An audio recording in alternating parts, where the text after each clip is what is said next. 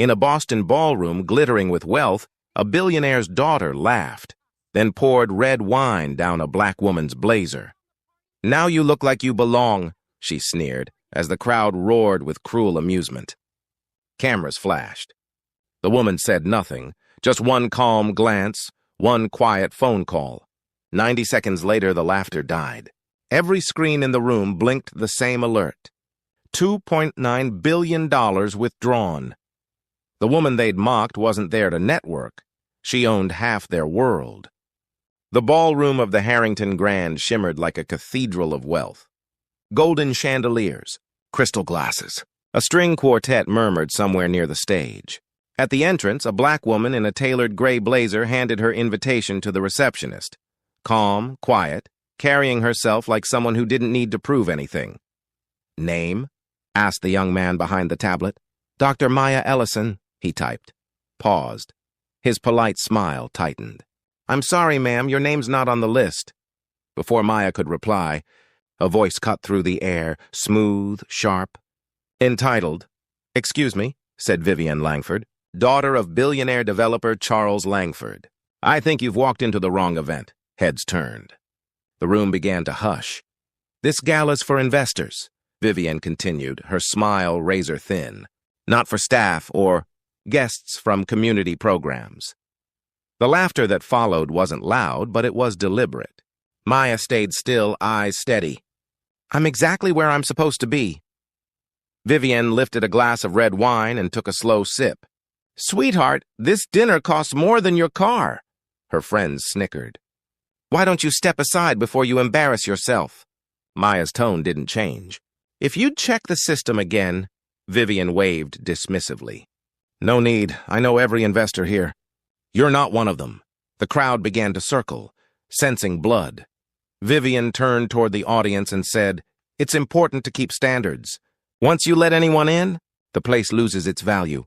Then she smiled, stepped closer, and tipped her glass. The wine splashed down Maya's blazer, crimson spreading across the fabric. Gasps, laughter. Phones came up like weapons.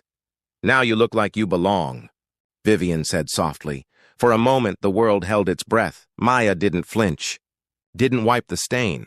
She just looked at Vivian, one calm, unreadable glance, then reached for her phone. "Marcus," she said quietly. "Activate Clause 12.4, effective immediately." No one understood what that meant. "Not yet." She slipped the phone back into her bag and waited. 90 seconds later, murmurs rippled through the crowd. One by one, screens lit up, laptops, phones, tablets. A notification flashed across every device connected to Langford Holdings' system. Capital withdrawal notice, 2.9 billion. The laughter died. Vivian blinked, her confidence draining. "What is that?" she demanded. From the far end of the ballroom, her father appeared, face pale, phone pressed to his ear. "Who authorized this?" he shouted. "Who pulled the funds?" When his eyes found Maya, his voice faltered.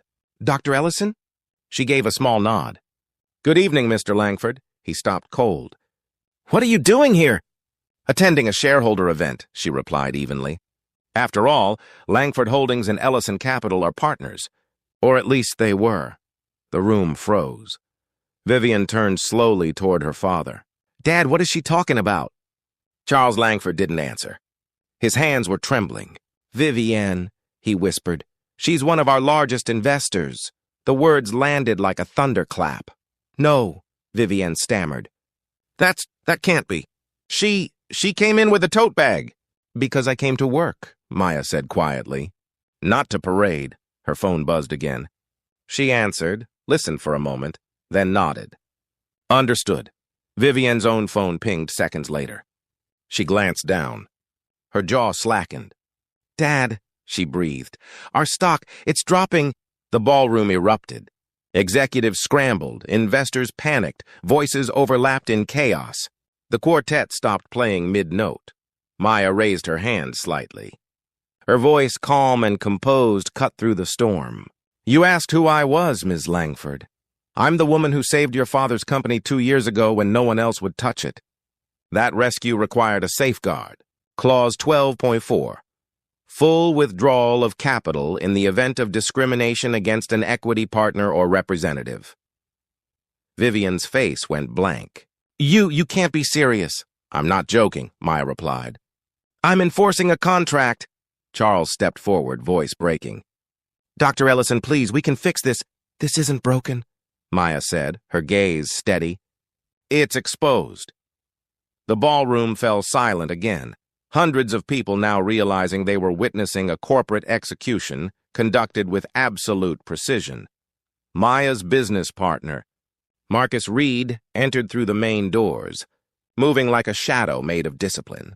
It's done, he said quietly beside her. Then, turning to the crowd, he took a small microphone from his pocket and clipped it to his lapel. Good evening, Marcus announced. My name is Marcus Reed, Chief Operating Officer of Ellison Capital. Tonight, Dr. Maya Ellison was denied entry to an event her capital funded, publicly humiliated and assaulted with alcohol by a member of this company's leadership family. As of 20 minutes ago, Ellison Capital has formally withdrawn its $2.9 billion partnership investment from Langford Holdings, effective immediately. The reaction was chaos. Gasps, phones raised. Reporters sprinted toward the exit to break the story. Marcus continued unshaken. That capital will be reallocated to the Amani Fund, a new $500 million initiative supporting women of color founders across North America. Applications open Monday. This time, the applause came not from the investors, but from the caterers, servers, and staff who had been watching silently from the walls. Their clapping echoed like judgment. Vivian stared, trembling. You ruined us. No, Maya said softly. You did that when you confused privilege with power. Her voice carried through the hall like the calm before a storm. Respect isn't charity. It's the minimum cost of partnership. Charles Langford's face crumpled. Please, Dr. Ellison, don't do this. I already have, she said. Then turning to the room, let this be your reminder. You can't gatekeep capital that doesn't belong to you. The chandeliers flickered as screens across the ballroom went black, the Langford Holdings logo dissolving into nothing. Maya walked toward the exit. The crowd parted automatically. As she passed Vivian, still clutching her empty wine glass, she stopped just long enough to whisper, next time you pour something, make sure it's respect. Then she left, calm, spotless in spirit if not in fabric, while the empire that mocked her burned quietly behind her.